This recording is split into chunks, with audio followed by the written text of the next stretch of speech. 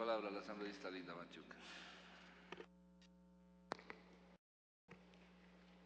Muchas gracias, señor presidente, compañeras y compañeros asambleístas. Quiero mencionar que la discusión del tema de hoy, que tiene que ver con el informe del protocolo facultativo a la Convención contra la Tortura y otros tratos o penas crueles, inhumanos o degradantes, que ha sido analizado por la Comisión de Relaciones Internacionales, contó con la participación de varias personas y organizaciones que llegaron para nutrir el debate y la discusión. Así también quiero resaltar la participación de las compañeras y compañeros de la comisión, quienes por unanimidad estuvieron de acuerdo con el presente informe. No aparecen las firmas de los compañeros Fernando Aguirre y Rocío Valareso, sin embargo, ellos han expresado su voluntad de apoyar este informe, ya que por situaciones ajenas a su voluntad no pudieron acompañarnos en ese día durante la sesión. Para ilustrar mejor este tema, quisiera presentarles a ustedes un video que ha sido proporcionado por la Defensoría del Pueblo, que ilustra un poco el tema que vamos a tratar a continuación. Por favor, si nos ayudan desde tecnología con la presentación del video.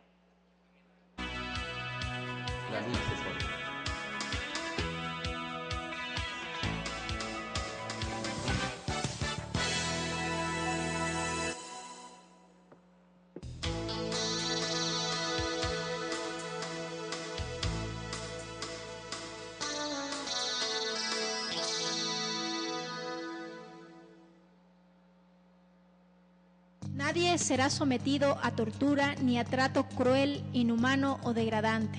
Artículo 5 de la Declaración Universal de los Derechos Humanos, 1948. El mandato constitucional, en su artículo 215, señala que la Defensoría del Pueblo de Ecuador tiene el deber de prevenir e impedir de inmediato la tortura, el trato cruel, inhumano y degradante en todas sus formas. Por ello, a principios del 2008, la institución emprendió una campaña de difusión del contenido del protocolo facultativo a la Convención contra la Tortura. En el mes de octubre del 2008 se da inicio a otra campaña masiva a nivel nacional para sensibilizar y concienciar a los ecuatorianos y ecuatorianas sobre los efectos de la tortura en sus víctimas y la necesidad de alcanzar la ratificación del protocolo facultativo, logrando recabar 40.000 firmas de respaldo en todo el territorio nacional, las cuales fueron entregadas con la petición ciudadana al ministro de Justicia y Derechos Humanos, en representación del presidente de la República del Ecuador, Rafael Correa, el 12 de noviembre del año pasado. El 26 de junio del 2009, Día Internacional de Naciones Unidas, en apoyo a víctimas de la tortura, la Defensoría del Pueblo, en todas las delegaciones provinciales, realiza una campaña bajo el lema "Por un Ecuador sin tortura", en su empeño por alcanzar la ratificación de dicho instrumento internacional por parte del Estado ecuatoriano.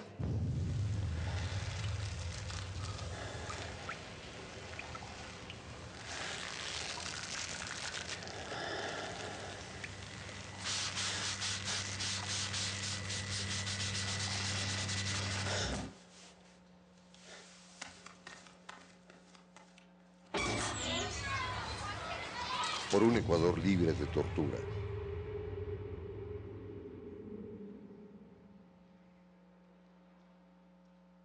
En el afán de promover visitas técnicas a lugares de privación de libertad en Ecuador y prevenir la tortura, la Defensoría elaboró un manual que contiene los estándares nacionales e internacionales y fue lanzado en el Centro de Convenciones Eugenio Espejo el 17 de septiembre del 2009. En la actualidad, está llevando a cabo seminarios, talleres en todo el territorio ecuatoriano sobre el Mecanismo Nacional de Prevención del Protocolo Facultativo a la Convención contra la Tortura y otros tratos o penas crueles, inhumanos o degradantes, con el objetivo de promover la implementación de un diálogo crítico entre funcionarios del Estado y representantes de la sociedad civil para alcanzar, reflexionar y recoger criterios sobre el fenómeno de la tortura y el contenido del protocolo.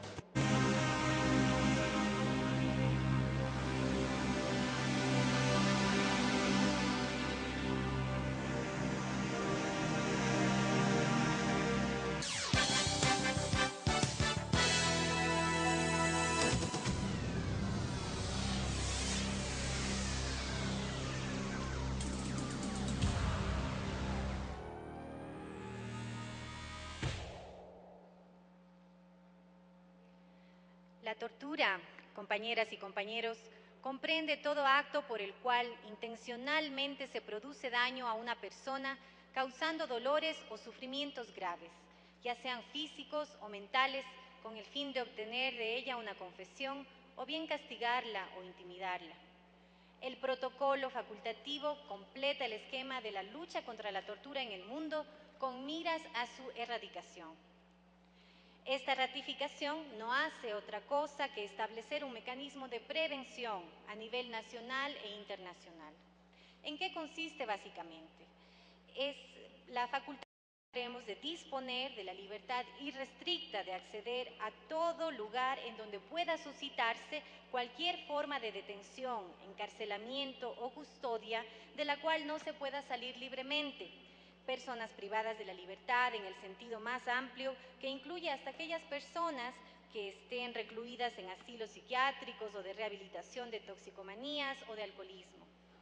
El artículo 3 del protocolo facultativo determina que cada Estado establecerá, designará o mantendrá a nivel nacional uno o varios órganos de visitas para la prevención de la tortura y otros tratos o penas crueles, inhumanos o degradantes, lo que más adelante se denomina en el mismo documento como Mecanismo Nacional de Prevención.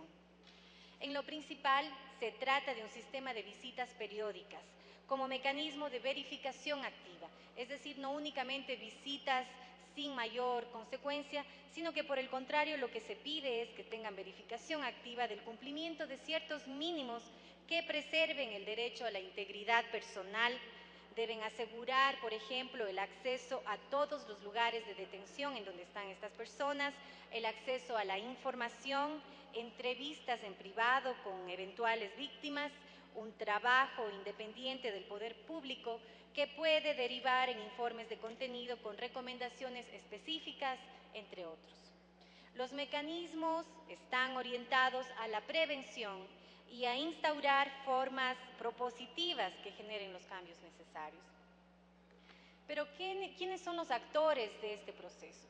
Por un lado estamos aquí en la función legislativa con la propuesta de aprobar este protocolo facultativo, pero de aprobarlo y además de discutirlo y de generar un debate público que nos ayude a la sensibilización sobre un tema tan importante como este. Por otro lado está el aparato gubernamental del Ejecutivo, que es el responsable de asegurar la implementación de los órganos de visita, y esta responsabilidad está incluida en el informe y en el acuerdo. Por otro lado están también las instituciones nacionales de los derechos humanos.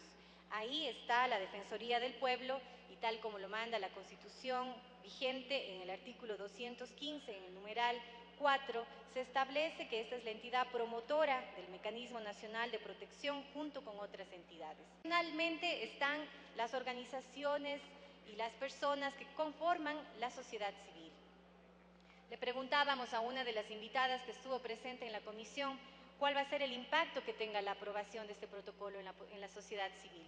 Y ella nos decía con muchísima claridad que para los representantes de la sociedad civil, para aquellos que han sido víctimas de tortura en algunos casos, la aprobación de este protocolo es un homenaje a esas víctimas y es además la ratificación del derecho a la no repetición que les asiste a las víctimas. Aquí quisiera contarles que, por ejemplo, en el exterior, nuestros hermanos y hermanas migrantes, tenemos algunas personas que nos han contado con mucho dolor que han vivido situaciones como esas en los centros de detención. Pues a ellas, a ellos y a todos los hermanos ecuatorianos les decimos que si la Asamblea hoy asume el reto de aprobar, de ratificar este protocolo, las ciudadanas y los ciudadanos tendríamos la garantía de que nunca más estos hechos se repetirán en el país. Y para concluir, compañeras y compañeros, quisiera indicarles que la ratificación del protocolo facultativo a la Convención contra la Tortura y otros tratos o penas crueles, inhumanos, implica también establecer un sistema para la articulación de la vida institucional del país. De manera que es justo reconocer que en el Ecuador se cuenta actualmente con una institución nacional de derechos humanos que, estando a la cabeza de la iniciativa de ratificación del protocolo facultativo, debería dar continuidad a su trabajo de defensor del pueblo, con las atribuciones que le concede este instrumento internacional y gracias al despliegue de múltiples oficinas y representaciones que tienen en todo el país. Es fundamental la ratificación de este protocolo facultativo para erradicar esta práctica abusiva contra las personas. El compromiso que se asume no es una simple notificación formal a las Naciones Unidas, es una decisión del Estado ecuatoriano para generar una activa participación de la sociedad en su conjunto, con la firme decisión y obligación de desterrar la tortura de nuestro país. Muchas gracias. Gracias.